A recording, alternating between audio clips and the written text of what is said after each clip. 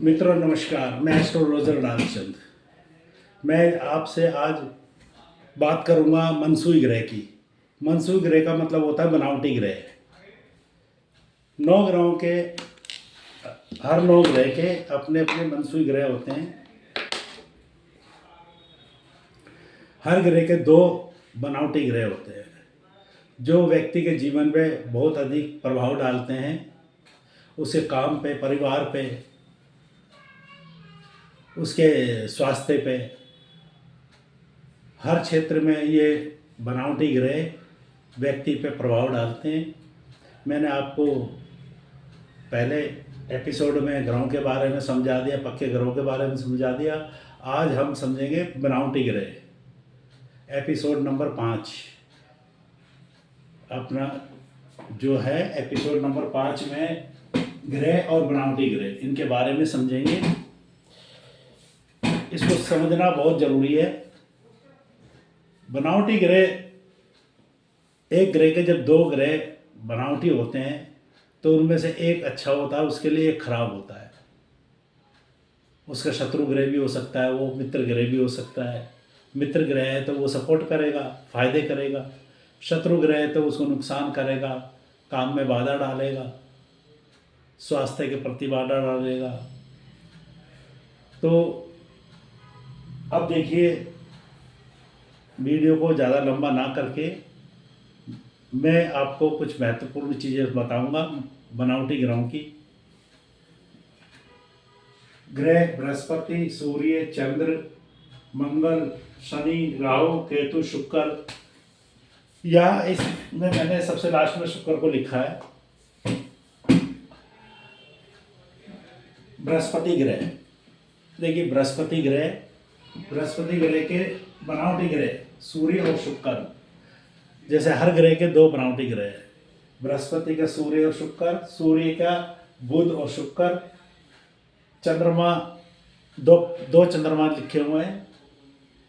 पहला चंद्रमा जो है दूध जैसा सफ़ेद, इसका मतलब उसके दो बनावटी ग्रह सूर्य और बृहस्पति, और एक दही जैसे सफ़ेदी, दही जैसे सफ़ेद।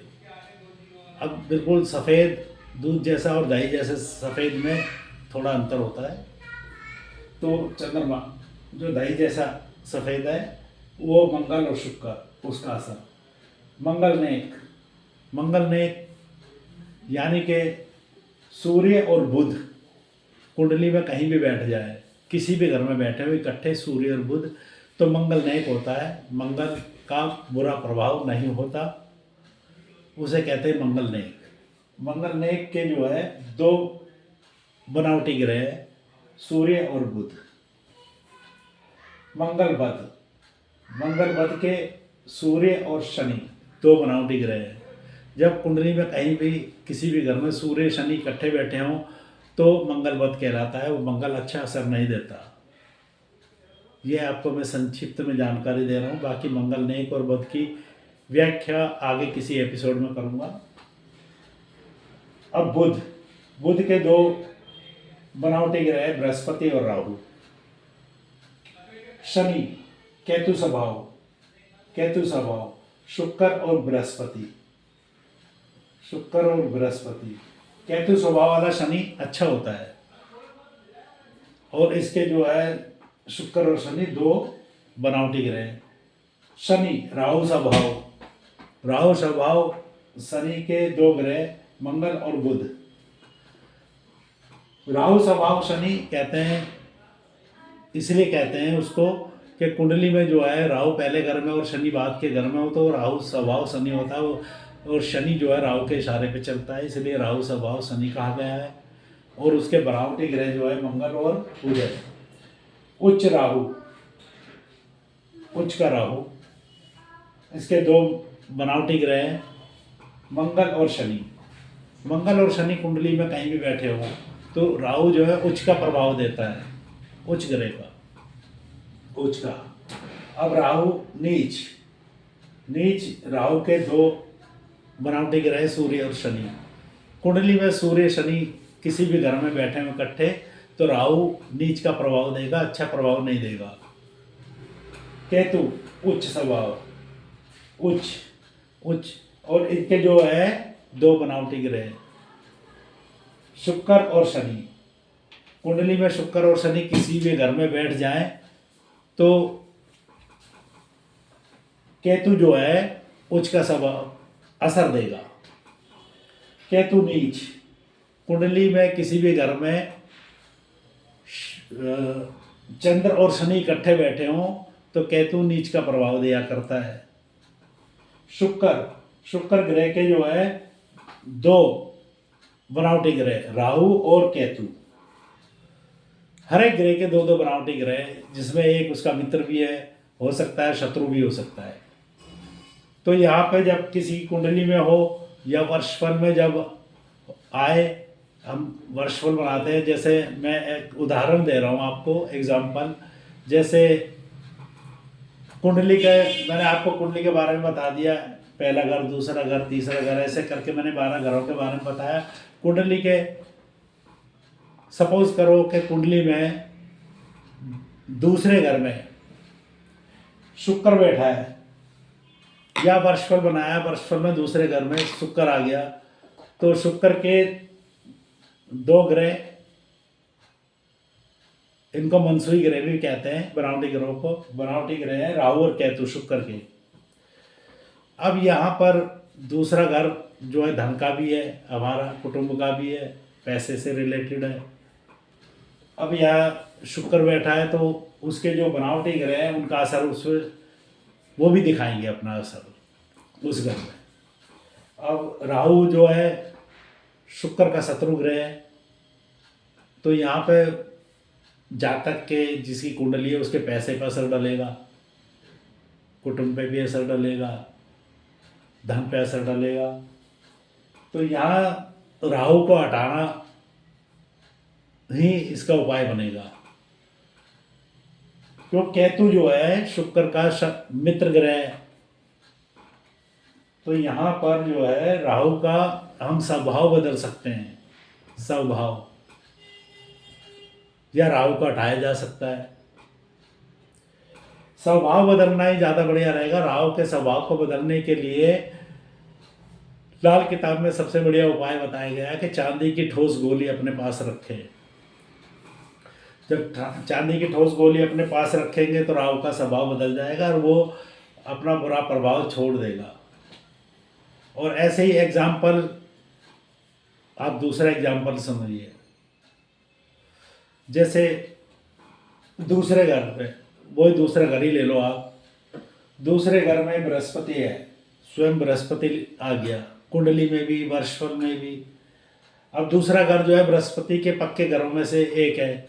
बृहस्पति के पक्के घर है 2, 5, 9 और 11। अब दूसरे घर में बृहस्पति है तो स्वयं अपने पक्के घर में बैठा है। लेकिन बृहस्पति के दो ग्रह, बनावटी ग्रह, सूर्य और शुक्र, सूर्य और शुक्र है। तो यहाँ पर जो है ये सूर्य बृहस्पति का मित्र ग्रह है, तो यहाँ शुक्र को हटाना या उसका स्वभाव बदल देना ही उपाय बनेगा। और तीसरा एग्जाम्पल, जैसे बुध ग्रह को लीजिए आप। बुध ग्रह कुंडली में किसी भी घर में बैठा हो, किसी भी घर में बैठा हो बुध, तो उसके बनावटी ग्रह बृहस्पति और राहु, बृहस्पति और राहु। अब बृहस्पति बुध का शत्रु नहीं है, ना बुध बृहस्पति का शत्रु है, ना बृहस्पति बुध का शत्रु है, दोनों सम ग्रह हैं। इन दोनों को कायम रखने के लिए, इन दोनों को कायम रखने के लिए इसका लाल किताब में एक बहुत सरल उपाय बताया गया है कि सोना जो होता है बृहस्पति का होता है, सोना धातु बृहस्पति का होता है, और बुध का हरा रंग होता है। तो हरे रंग के कागज में सोने को लपेट करके घर में रख लिया जाए तो बुध और बृहस्पति को हम कायम रख सकते हैं। इससे वो अशुभ फल नहीं देंगे और अच्छा फल देने लग जाएंगे। अब एग्जाम्पल के तौर पे मान लो राहु